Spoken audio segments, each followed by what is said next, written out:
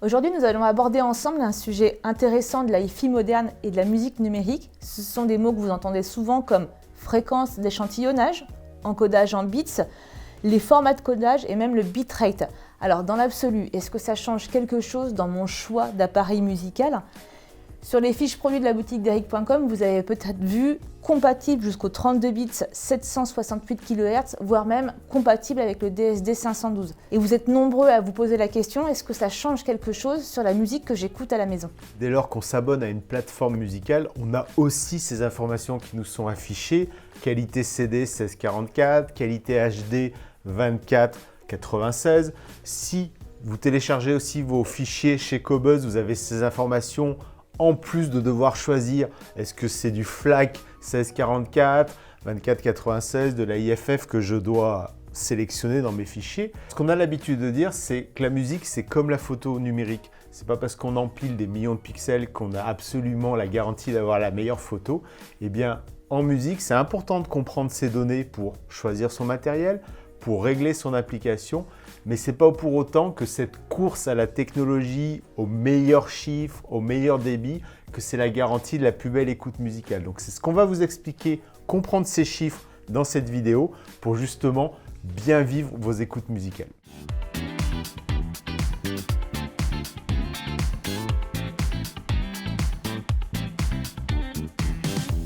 Cette vidéo vous est proposée par laboutiquederic.com, votre référence en solutions hi-fi et audio-vidéo connectées. Depuis plus de 15 ans, nous sélectionnons avec soin des produits hi-fi pour vous offrir la meilleure expérience d'écoute, testée et approuvée par notre équipe de passionnés.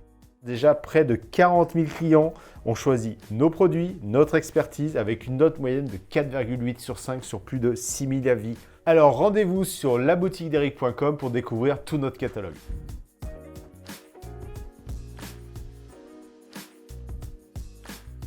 Alors écoute Eric, rentrons dans le vif du sujet. Qu'est-ce que c'est la fréquence d'échantillonnage en kHz, mais aussi la profondeur de codage en bits ? Donc voilà, c'est les fameux chiffres qu'on voit à chaque fois.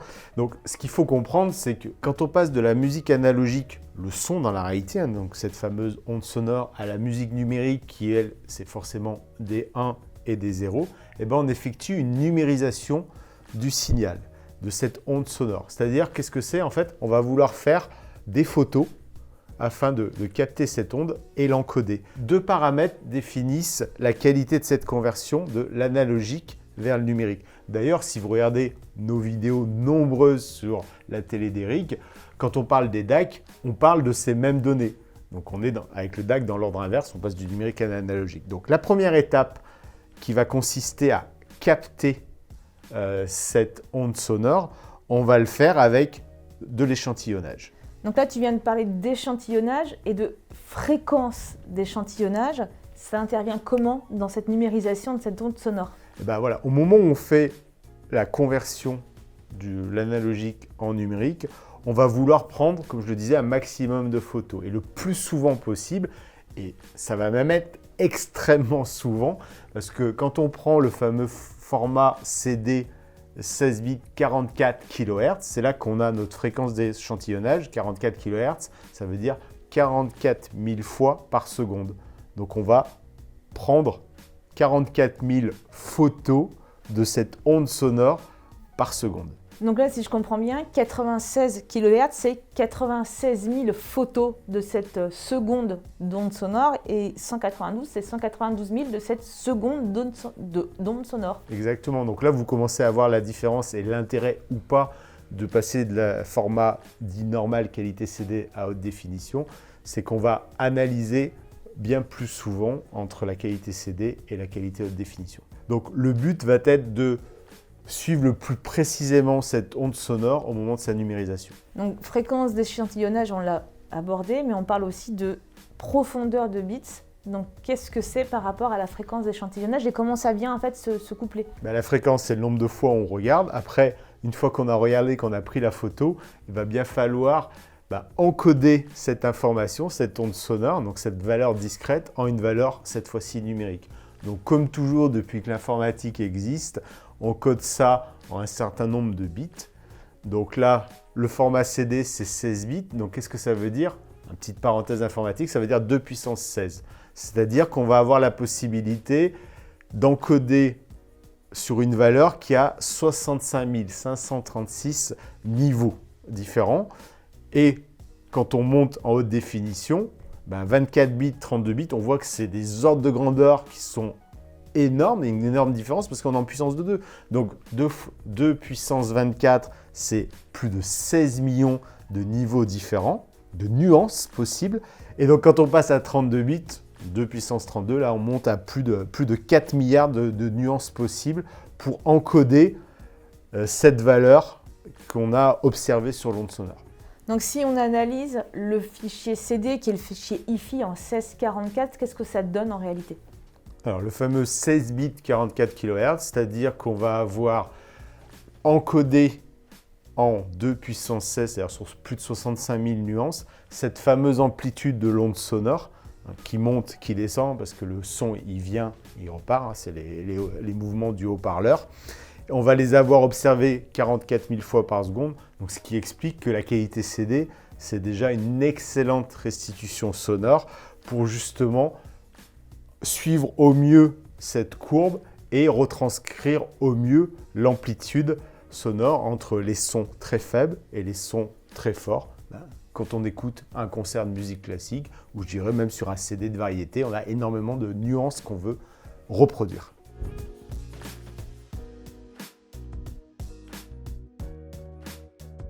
Tu viens de dire justement d'encoder les sons les plus forts et les sons les plus faibles, mais c'est de la dynamique en fait ça. Eh ben exactement, hein, c'est ce qu'on dit souvent quand on teste des haut-parleurs, on dit finalement là la musique est plate ou le sélecteur réseau il n'est pas au niveau ou ma source sonore n'est pas au niveau.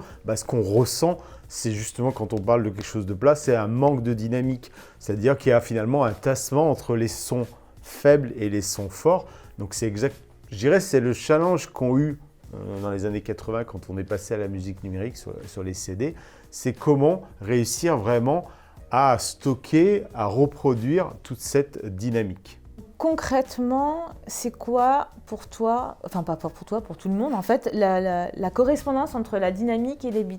Là, on a une formule physique au niveau du numérique, c'est que une dynamique qui s'exprime en décibels, on va pouvoir avec un bit encoder 6,02 décibels. Donc concrètement, sur les formats qu'on a évoqués, 16 bits, 24 bits qui sont très populaires, qualité CD, qualité haute définition, et bien avec 16 bits, je suis capable d'avoir une plage dynamique sur 96 dB, c'est-à-dire entre les sons faibles et les sons forts, ça me permet de restituer déjà énormément de nuances.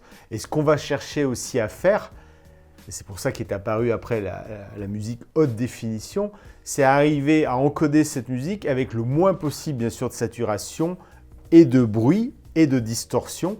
Et donc on veut augmenter la plage dynamique. Et donc sur du 24 bits, si on applique la formule, on arrive à 144 décibels de dynamique. Donc ce qui permet vraiment d'encoder énormément de choses. Si on faisait du 32 qui est quand même très rare, on est même à 1528 décibels de dynamique, ce qui est gigantesque. Donc globalement, on a soit du 16 bits qui est déjà très bien, soit les studios d'enregistrement travaillent en 24 bits qui est largement suffisant.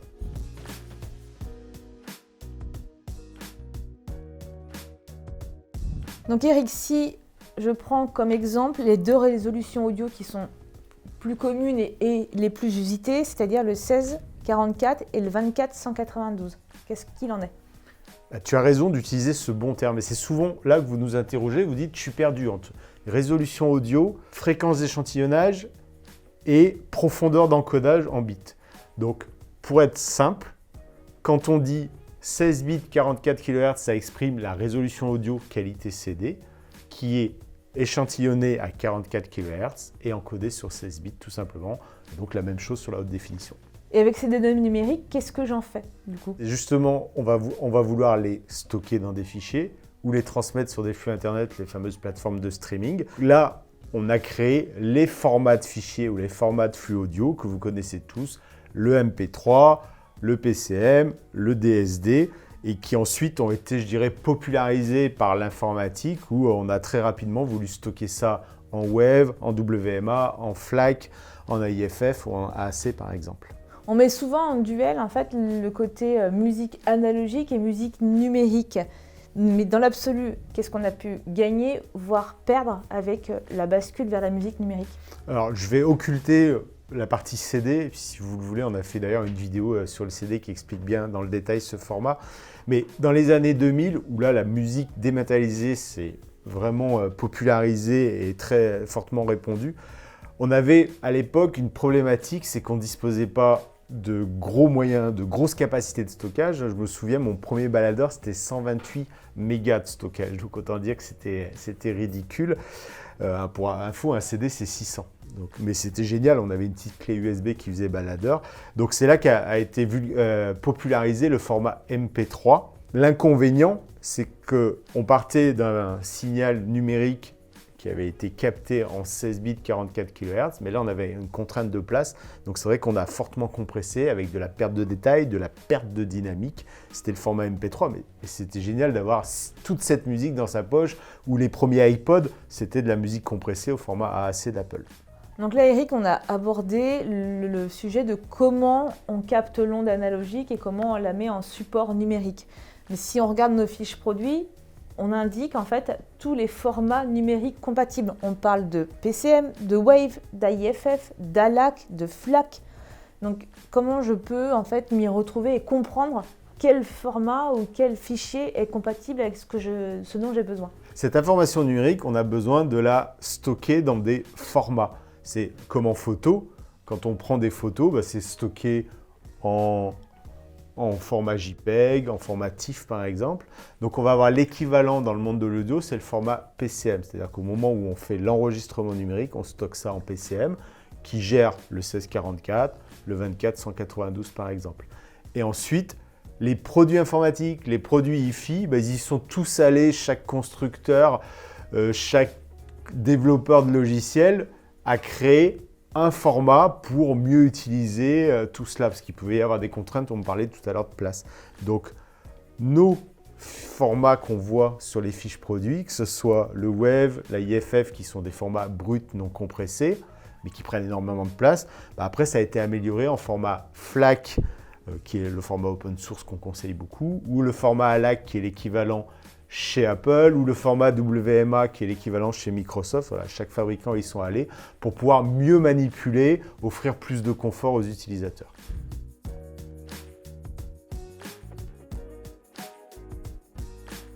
Alors, afin d'y voir plus clair, est-ce que tu peux nous les catégoriser, en fait, tous ces formats par famille?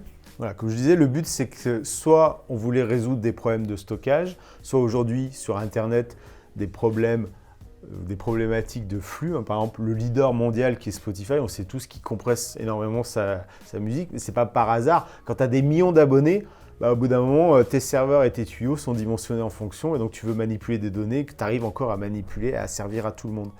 Donc on a ce PCM qui a été d'abord compressé pour des raisons de taille, soit de stockage, soit de flux. C'est les formats MP3, format AAC chez Apple, ou le format OGG qui est utilisé par Spotify. Donc c'est des formats qui compressent le format PCM 1644 avec une compression en perte. C'est-à-dire qu'on a perte de détail et de dynamique. Aujourd'hui, heureusement, on a des énormes débits sur Internet, des capacités de stockage gigantesques, ce qui fait que nous, on va conseiller vraiment de s'orienter vers des formats qui permettent de stocker la musique de manière compressée mais sans perte, c'est-à-dire qu'on gagne de l'espace mais on ne perd pas en qualité audio. C'est les fameux formats FLAC open source qu'on conseille beaucoup, ou encore l'équivalent chez Apple de AIFF, ou pourquoi pas le WMA lossless de chez Microsoft, mais qu'on voit de moins en moins. Et au-dessus de tout ça, on voit apparaître la très très haute résolution, c'est le DSD. Ce qu'il faut comprendre, c'est que le DSD, c'est encore un autre format d'enregistrement numérique qui n'est pas du PCM. Tu viens de parler du DSD, donc ça c'est un fichier qui est très lourd. Est-ce que tu peux nous en parler un peu plus ? C'est une autre solution que le PCM, où on part sur une autre méthode, entre guillemets, pour faire des photos de l'onde sonore. Ce qu'il faut savoir, c'est que c'est des ordres de grandeur qui n'ont absolument rien à voir, parce que le taux d'échantillonnage, on va quitter le monde des kilohertz pour être sur du mégahertz. Donc ce qu'il faut savoir, c'est que le DSD 256, on va échantillonner avec une fréquence 256 fois supérieure au CD. Et sur le DSD 512, 512 fois. Donc en fait, on est sur des fréquences de 11,2 MHz ou 22,6 MHz. C'est quoi? L'idée, c'est quoi? C'est que l'onde sonore, elle soit numérisée de manière strictement identique pour avoir un son encore plus riche, plus détaillé. Mais on le voit, on est sur des quantités de données qui sont tellement énormes qu'on n'est pas prêt de les avoir sur les plateformes de streaming. Et même les fichiers sont tellement gros qu'il y a très peu d'acteurs qui le proposent. Qobuz, il vient enfin d'en proposer quelques-uns. Donc là, si vous voulez vous faire une idée, le prix est bien plus élevé en termes d'achat. Et vous pourrez voir si vous êtes capable ou pas d'entendre la différence, mais c'est vraiment dans la subtile nuance. Donc concrètement, au-delà du 24-192, est-ce que c'est vraiment utile que je m'y intéresse ou c'est juste pour faire un petit peu briller le produit? J'ai pris tout à l'heure l'analogie souvent avec le monde de la photo numérique, on pourrait le prendre aussi avec le monde de la vidéo. Il y a une course aux grands chiffres de la part des constructeurs pour renouveler ou pour essayer de se différencier là-dessus. Donc si on prend le Bluesound Node qui est avec nous, il affiche déjà une excellente capacité à lire des fichiers parce qu'il est capable de lire du 24 bits 192 kHz. Donc on pourrait lire des fichiers qui sont encodés à 192 000 fois par seconde sur du 2 puissance 24 en termes de nuances, donc très au-delà de la qualité CD. Donc ça correspond aujourd'hui à ce qu'on trouve sur les meilleures plateformes de streaming comme Qobuz ou Tidal. Pour nous, je dirais les meilleures expériences qu'on a, c'est sur du 1644, du 2496, donc on le voit aujourd'hui, tous les lecteurs du marché, tous les lecteurs qu'on a à notre catalogue sont vraiment capables de lire les meilleurs formats de la musique numérique, en tout cas ceux où on va prendre un énorme plaisir déjà à les écouter. Donc quand on voit afficher du 32 bits, 384 kHz, 768 kHz, on l'a vu tout à l'heure, c'est des ordres de grandeur qui de toute façon n'ont pas de vraie réalité dans l'écoute musicale, mais sont plutôt des données informatiques que vont pouvoir traiter ou pas les puces, les DAC, etc. Après, j'ai envie de dire qu'une puce qui sait faire du 32 bits 384 kHz, forcément, elle sera super à l'aise quand elle traite un format 1644. En toute honnêteté, de sélectionner un produit qui va jusqu'au DSD 512 ou DSD 256, est-ce que déjà, il y a beaucoup de fichiers qui existent et est-ce que mes oreilles vont faire, elles, la différence? Alors, souvent, et là je vous attends dans les commentaires, vous allez dire oui, mais l'oreille humaine, et puis en plus, en fonction de l'âge, on entend les fréquences jusqu'à 22 kHz. Donc, qu'est-ce que c'est ces fréquences? Attention, là, la seule chose dont on parle dans cette vidéo, ce sont des fréquences et des encodages au moment où on fait les photos de l'onde sonore, pas au moment où votre oreille les entend. Donc, ça n'a rien à voir. Ça a beau être des kilohertz aussi, ça n'a rien à voir. Donc pour te répondre, je dirais que la priorité, c'est plutôt de se créer un système audio cohérent et pas d'aller dans la recherche tout le temps des plus grands chiffres. C'est un petit peu d'avoir une voiture avec un énorme moteur. Si au final c'est pour se balader sur des petites routes de campagne ou en ville, ça n'a pas de sens non plus. Donc c'est, je dirais, plutôt en fonction de notre système d'écoute et de notre sensibilité à nous qu'on va surtout choisir son équipement. Et donc les sources aussi.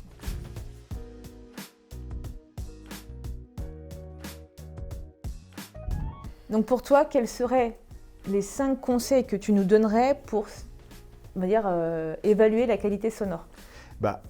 Avant de se focaliser, c'est est-ce que j'écoute un flux audio ou un fichier 1644 ou 24-192, je dirais c'est plutôt de se préoccuper de qu'est-ce qui a été fait par les artistes, mais au sens très large du terme, c'est le musicien, l'interprète, le chanteur et le studio d'enregistrement.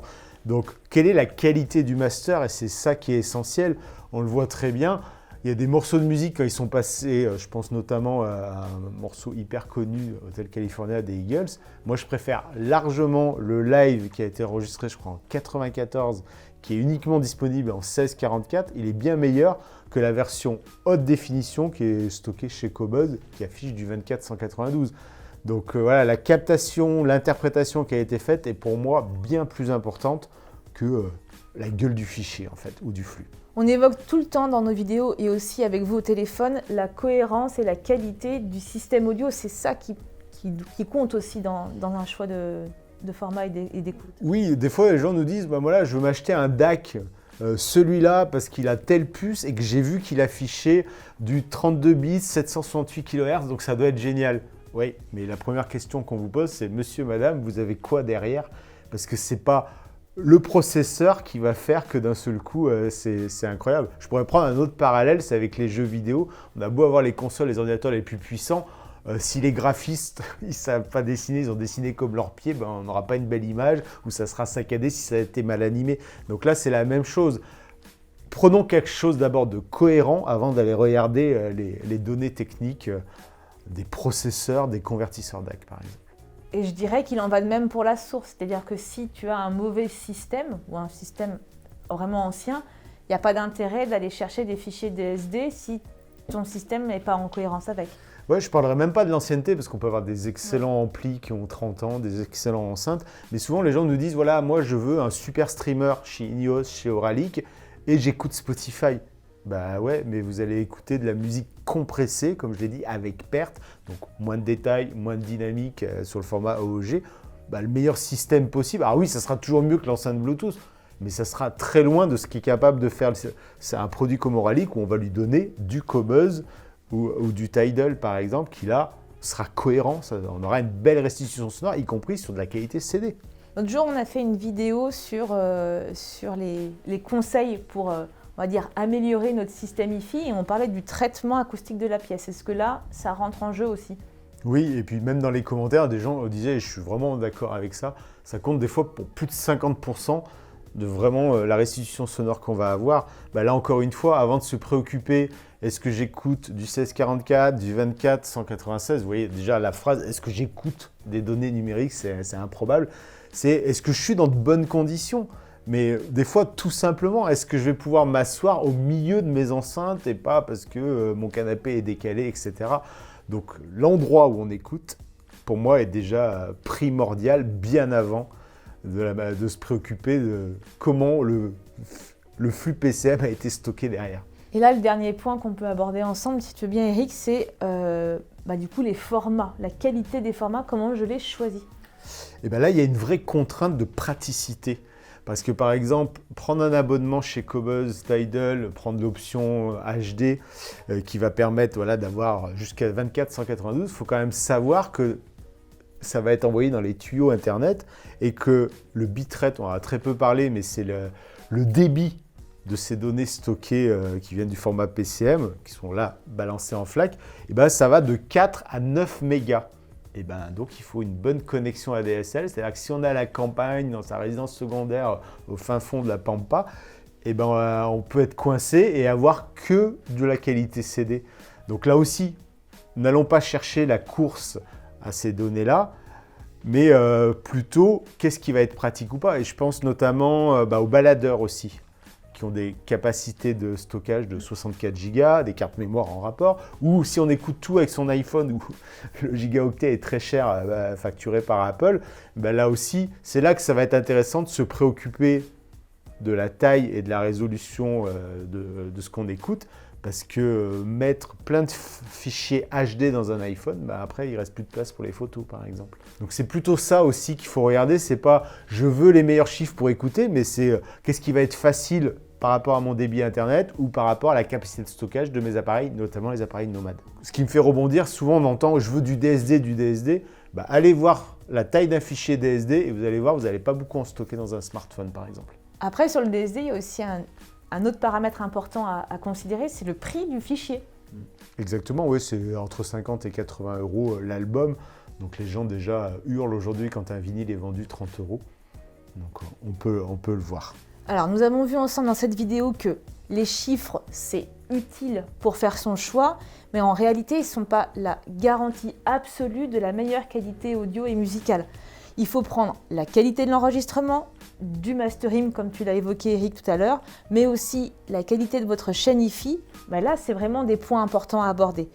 Et puis dans l'absolu, les fichiers CD 1644 sont déjà excellents, donc il n'y a pas d'utilité particulière à rêver sur des DSD 512. Le 2496 ou le 24192, on comprend que ça amène un petit peu plus de subtilité ou de nuance, Mais pour ça, il faut vraiment avoir le bon matériel capable d'amener ces subtilités. Dans cette vidéo, avec Mélanie, on voulait vous expliquer ce que vous trouvez au kilo dans les différents chiffres, dans les fiches produits, sur les plateformes de streaming, dans les fichiers que vous pouvez télécharger pour essayer de comprendre tout cela. Donc n'hésitez pas dans les commentaires à nous poser des questions si on n'a pas encore été assez clair ou peut-être des inexactitudes sur tout ce jargon.